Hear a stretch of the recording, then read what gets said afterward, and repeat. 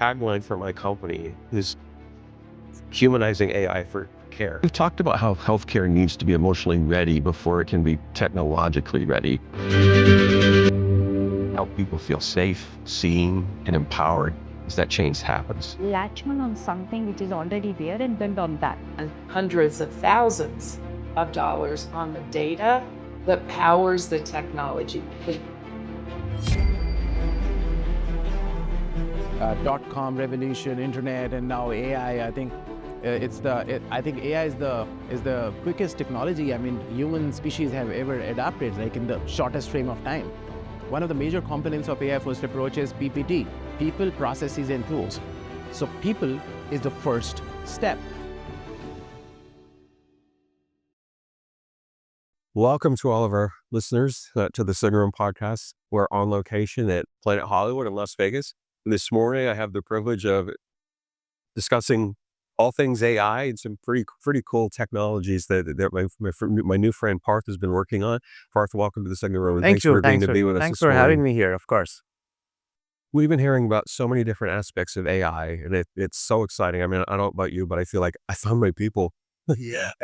This is really just a lot of fun, but there's so much good that people are involved with here, and I just feel like we're just scratching the surface of the opportunities we're going to find to do things together. But what I want to kind of jump into, so I know that you've got a company that's really doing some interesting things because you have an interesting background as well. As we're thinking about building AI that is really it's ethical. It hopefully augments and supports humans. It's not really going to replace it, but people can debate that all they want to, and I don't think that's going to get solved anytime soon. So love to hear a little bit about your background. I know you've done some interesting things even before NetSmarts, but love to hear about what you're passionate about and what led you to where you are today and launching your company and some of the fun things that you're doing. Absolutely. Thank you so much. I think, to your point, it's a really interesting world we are living in, and we are lucky to kind of see a lot of transitions during our lifetime, right? I mean, .com revolution, internet, and now AI. I think AI is the quickest technology. I mean, human species have ever adapted, like in the shortest frame of time, right? And it's so fascinating. I was discussing with some of the colleagues and even with you, that it's all those sci-fi movies coming, into reality in some way or the other, right? So, so about myself, I have been involved in, digital transformation, custom software development space. That's how I started my career 20 years back. And I've been involved in the world of SaaS primarily. And that is something, we as an organization and I as an individual, we hold a very strong expertise on, and something we are really proud of, that we have created multiple SaaS products. I mean, in fact, thousands of them for our clients over last 2 decades. And then, we got into the space of AI since 2016. It's been fairly 10-year-old AI practice we built at NetSmarts. And, similarly, I have been in the world of AI since then. And we started with small projects like, data labeling projects, which were, common back in the days because AI thrives on data, as we all know, right? And, we were creating a large data set for organizations who could, then go with the AI-driven approach. And that's how we started into this segment.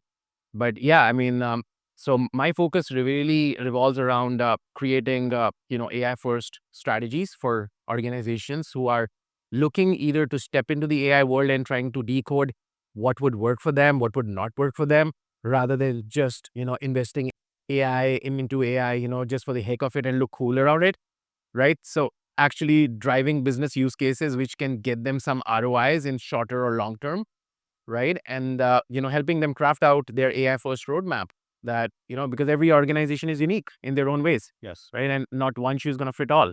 Right. So yeah, that's what we are really passionate about. And that is what, we are working towards. Well, you're touching on something that's actually what the whole premise of this show is about. It's like there's so much noise that people are claiming they're doing all these wonderful things with AI, but through the noise, there's a signal that we have to dial in on, and what you do is actually precisely that. And so, tell me, how is it that you approached kind of separating hype from reality and identifying the real world use cases that are meaningful not just, somebody's excited because they can use chat GPT and it basically accelerates what Google used to do in a millisecond in Google search. Yeah, absolutely. I think I have always believed in the fact that big wins lie in small things, probably, right? It's not necessary that you have to make a AI use case which is really out of the box and then you're like, you've done something big. It could be as small as automating one of your department functions where it might not be contributing in form of direct revenues, but maybe contributing towards increasing your employees' efficiencies or, you're accelerating your go-to-market in some way or the other or for your clients, right? And it doesn't have to be, rocket science around it, right? So to give you an example, we are one of our use cases, which we are really proud of, is in the customer support and customer experience side of things, right? Every organization needs better customer support as they keep growing because, organizations, they grow based on retention of clients. That is how, we have believed and we have grown as well as an organization. And that is, I think, is an industry agnostic use case. I mean, every business needs that, right? So in one of the use cases, we kind of automated the L1 level of ticketing in terms of customer support. So AI actually handles the L1 in form of chat as well as in form of voice, right? So now imagine that AI is able to take, let's say that you get 1,000 customer support queries every day, right? And I'm taking a very minimal number. It goes way beyond that in some businesses, right? And then, you're out of which 50% is also handled by AI, for example, and then 50% is handed off by AI to a human agent where it is not able to convince the customer with the resolution. And then, of course, you are improving on the efficiency because out of those 50%, eventually AI is going to take another 25% gradually because it's going to learn, right? So now, you are slowly and steadily automating your customer support functions, increasing the bandwidth of your, regular human customer support agents, and then they can do meaningful work for their customers and move them towards customer success roadmap because there's a very thin line between support and success for especially for growing organizations. Right. And they're not able to focus on success because they're most of the times they're dialing their time in the support. Right. So very small use case, but then big time impact. Right. So it's all about what would work for you, what your business needs.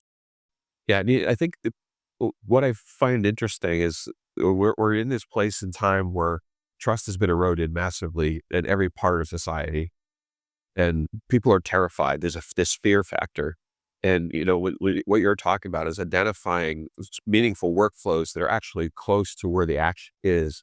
Um, there's a cultural aspect to really getting the engagement that you need to have people raise their hand and say, "Hey, look, this is a workflow that I think we could actually make it a lot better."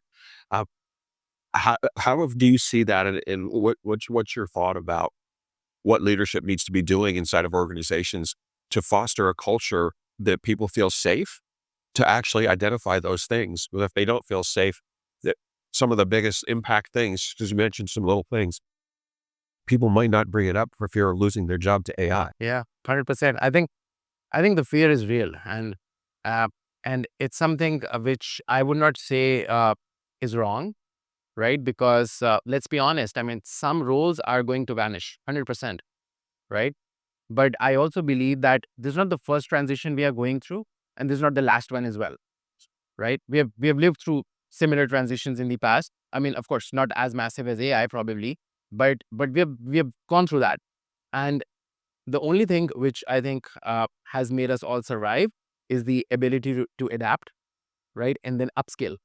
Because, and I think every organization or top leadership should really promote upskilling and then, should make their team members feel safe that, okay, this is your roadmap. And that is where, we also come in with the AI first approach. And one of the major components of AI first approach is PPT, people, processes, and tools. So people is the first step. Your team needs to be dialed in to the concept, and the approach has to fall from top to the bottom. It is not a bottom top approach, right? So the top leadership has to convince its people that this is the roadmap we are going towards. Everyone is safe provided you do XYZ things, right? And then you upscale. So you need to prepare for the newer roles when the older roles are actually going to eventually move out of the market. Yeah. Right? That's right. Yeah, and for our listeners, you're hearing from a CEO of a tech company, and they're telling you it starts with people. Can't forget that. I'm glad that you're saying it because we are at this inflection point where leadership has to be really walking a fine line. The transparency has to be important. Um, we have to be careful, obviously, with the timing of everything that we're doing. Some things that as an executive that you kind of have to work through and figure out timing and how to deliver that and implement things in your organization. But there's also this really important piece about trust being eroded. We have to find a way to help people to be comfortable that we're working with them. We're not trying to do something to them. We're trying to find ways to enable them. And you said, yes, jobs are going to be replaced. I think you're right. But I think the message we want to make sure people are hearing is it's going to replace people who don't adopt and learn how to use AI. And so executives really need to hear from you, the things that you're talking about. People is the very first thing on the list. Yes. What are some of the barriers that you see, and what would you tell the executives that may be listening? They're trying to figure out where's that fine line because they don't have the understanding of AI that you have, and they might be a little bit nervous. I mean, apart from reaching out and having a conversation with you, what are some of the things you would advise them to be thinking about and doing? I think whenever there's a transition phase, it's the fear which actually kicks in first, and it kind of could kick in the top leadership as well, and as well as in your midline managers. I think it's very important as a CEO or as a C-level executive in an organization, you need to convince your midline managers first, right? That okay, this is what we are following because they are the one who are hustling on the ground level every day, right? And they need to manage the entire workforce, which is going to be working towards your AI first strategy or whatever you opt in terms of AI implementation in your business, right? So have certain designated, AI officers inside the organization who lead initiatives because you establish trust with them at the first place that they need to be in a good place. They need to feel that, okay, I'm a part of this, right? And whatever the board is deciding, I am very much involved and I'm an equal stakeholder in this so that they can give the same comfort to their downline. Yes. Right. And then a clear roadmap is very important, make small wins visible, right? Have small goals. Maybe next 6 months, we are going to automate our outreach function, maybe a sales outreach, right? And then you have the sales managers kind of, working towards that and maybe implementation of tools and everything. But you can implement all the tools out there in the world unless and until it is not processized and your people are not using it, it's a cash burn, right? So a whole systematic approach. And sometimes what we do is that we tend to do things ourselves, and that is where we lose the battle. I strongly encourage that, it's not necessary that everything has to be done in-house. Get experts, to help you. There's a reason why there are experts, right? I mean, we are a tech-driven organization, and if tomorrow, someone comes and talks to me about manufacturing, and set up a manufacturing plant, I'm not the expert in that. I would rather go to someone who has actually been there, done it, right, and who accelerates my, my time to market, right, rather than me trying to hustle things, and then I lose time, and as well as I lose money, and then then I realize, oh my God, I should have got a specialist on board. So I think it's very important, get an expert, speed up, have a roadmap, and then maybe you take things back in house and in control. Right. No, I think that makes a lot of sense. I think you're really talking about some things that I think people have to really open up their thinking a little bit, because culture gets talked about in ways that honestly sometimes don't. It feels almost like an exercise that you're checking a box, but in reality, it takes commitment, repetition, and to use your words, you have to have a systemic approach to this. And so, getting to your mid-level managers, the people who are closest to the workforce that are really doing these critical jobs. If an organization is trying to figure out where to start and put the pieces together so that you're starting to repair some of the trust things. Because roughly about 20 years ago, 8 out of 10 people would have told you that they trust the government. Probably a higher percentage trust their clergy, their law enforcement, pick an entity. But even for CEOs in particular now, the number is in the low 20s. Toward the 20, I think it's like 24% of what I heard recently. How would you advise that CEOs to engage their next level management in order to start rebuilding that culture so that there's trust and they're able to move and advance things forward? Because to your point, it's the SMEs, the subject matter experts, that they actually be able to point out the areas of opportunity. And if they're afraid and they don't trust, how are you going to get them to actually step forward and help? Yeah. I think it starts with empowerment first, right? Your managers, your midline, they needs to feel empowered, and they need to, to what I was saying, they need to feel that they're stakeholders in this journey overall somehow, right? Because with that feeling comes a lot of ownership, right? And then they will work with you, with your vision, because your vision becomes their vision. It is very important to translate your vision in very clear, actionable items, and then, tell them what they have to gain in this win. Right. Yesterday at one of the roundtables, I was speaking the same thing. I was like, there is no deal where there is not a win-win situation. If it's a one-sided win, even in our normal relationships, right? You cannot carry a relationship longer if it's only one person who is winning. There has to be some kind of ratio. Even if it's like 70-30, and then it kind of changes eventually, and it goes a little up and down, but there has to be a win for the other side of the table as well, right? So for your midline managers, it is very important they see that what is the win there for them. Because at the end of the day, everyone is here to do something in their lives. They're ambitious, and that's why they're working, most of them, I would say, right? So, and then the kind of,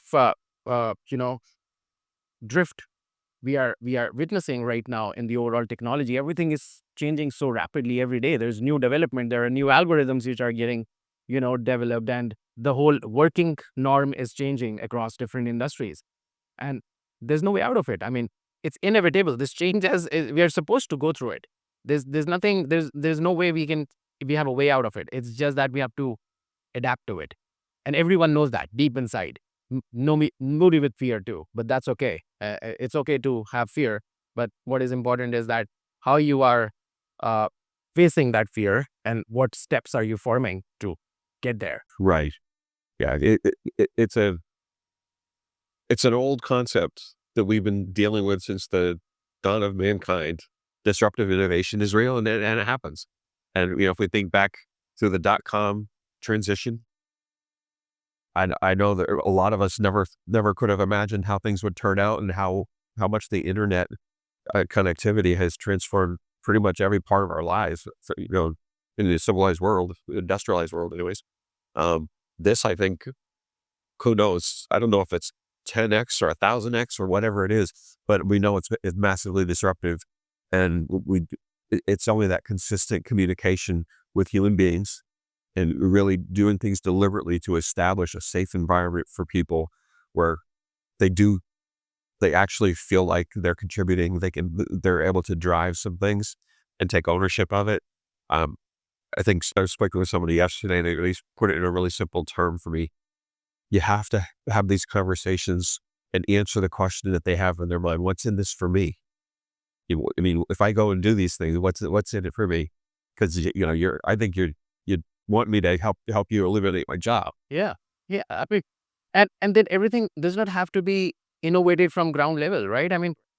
Take example of the touchscreen phones. Apple came out with them first. BlackBerry was ruling at one point of time. The only small tweak, what they did was they got rid of the keyboards, and it wasn't that we were not operating on screens without keywords from before. Your laptop or even your desktop, you were using a mouse, but you were actually on a screen. You were not, doing everything from the keyboard. So they just used that concept and got rid of the real estate and made a larger screen. And today we are living on on a smartphone day in day out with a complete touchscreen panel. So it's not that you do everything from ground up. Maybe you take something. Maybe there's so many LLMs out there. There are so many models out there. There are open source models out there. Right. Plug and play, and then make something which is you're solving a real problem rather than just saying that, hey, I'm doing AI. Because I meet a lot of people these days, and in a very lighter manner, I always say that AI organizations are just breeding like the mushrooms, right? Everyone is doing AI, right? But are you solving a real problem is the question. Yes. Because that is what is required for longevity of your organization. So you have to be dealing with real problems and you're giving real solutions. Yeah. The days of sneaking by with understanding of buzzwords, the gig's kind of up now. Because you can't do a whole lot of implementations of AI without getting an ROI, because it's not inexpensive to do these things. It just isn't. So yeah, it's a very exciting, but maybe a little intimidating sometimes when they think about what replicas, because I don't even think we know. Like to your point, everything's moving so quickly. 6 or 8 months ago, I remember trying to get an image created using AI, and it was giving me these really horrendous things. I have no artistic talent when it comes to drawing, but I could do better than it was doing just that Me, long ago. I have nothing related to drawing as well. But now, I mean, it's incredible what it can do. It creates things. I mean, if you can imagine it, you could probably get something that looks close to it, and it looks like it was done with art and precision. I don't know how, but it is amazing how fast it's gone. Yeah, and we all have that advisor, working with us, which is called ChatGPT or Copilot, right? And gets us all the clinical information, data, stats, and everything.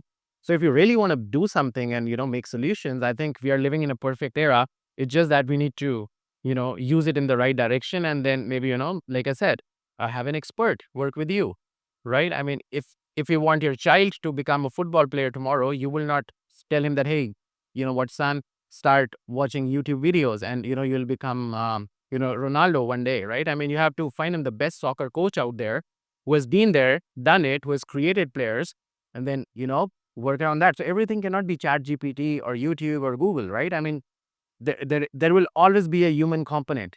Always. You cannot leave decision making in the hands of AI. I mean, I'm strongly against that, right? But you can use it for getting you visibility and guiding you that this could be possibilities, but the decision making should always be with you.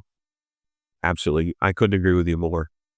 Before we wrap, this has been a fascinating conversation, first of all, and I hope you'll come back and be on the show with me again, because there's so much more that we could talk about. And honestly, in a couple of months, I'll bet you'll have some late breaking news that'll be really interesting for people to hear about. I know I'll be interested. But if people wanted to get in touch with you, or they want to know, how do I find the right experts to figure out what's hype and what's reality, where do I put my resources? How do people get in touch with you? So you can find me on LinkedIn. I think that's the easiest way to find me. Just search Parth Gargish. That's my name. It's quite unique. I mean, I've not seen anyone with the same name on the planet till now. Nowhere in the social media. So that works for me. So you can find me on LinkedIn very easily, or you can, you can reach me on my email, parth.gargish@netsmarts.com. I also run a community for SaaS business owners called SaaS Next, SaaS NXT. So, we do events and shows across North America, and we are trying to create a community, where SaaS business owners can come in, collaborate, innovate with each other, right? Because I'm a person who has been very strong believer of partnerships. I mean, even with our clients, I mean, we work more like partners rather than vendors, because, we strongly believe in that our success lies in their success. If they're not successful in the long term, I will not have a client for life. And that is something we are really proud of, that we have created clients for life, right? So and that is what helps you sail through, those rough days too, like even like the pandemic and everything, right? I mean, you survive through it as an organization only if you have clients who have believed with you and who are working with you as partners, right? So yeah, I mean, that is the idea, that why we created that community, and I'm really passionate about it. So if in case you're a SaaS business owner, please feel free to hit up, and I would love to kind of have you there as a community member. Yeah. That's fantastic. I love the focus on people are our first. This is it's so refreshing, and I'm excited about what you're doing. Can't wait to see hear about your successes. Let's definitely keep in touch, and hope you enjoy the rest of the time here. I know there's a lot of good conversations being had, and to your point, I think a lot of partnerships are going to get born out of these few days here in Las Vegas. So, Parth, it's been an amazing pleasure to have you. Thanks so much Thank for you, being Vic. on the show. Well, thank you for having me here. It was a lovely conversation. I would look forward towards, a longer conversation sometime. Yeah. Well, let's All do right. that. Thank you. Yeah. Good luck. Thank you. That's it for this episode of The Signal Room. If today's conversation sparked something in you, an idea, a challenge, or a perspective worth amplifying, I'd love to hear from you. Message me on LinkedIn or visit signalroompodcast.com to explore being a guest on an upcoming episode. Until next time, stay tuned, stay curious, and stay human.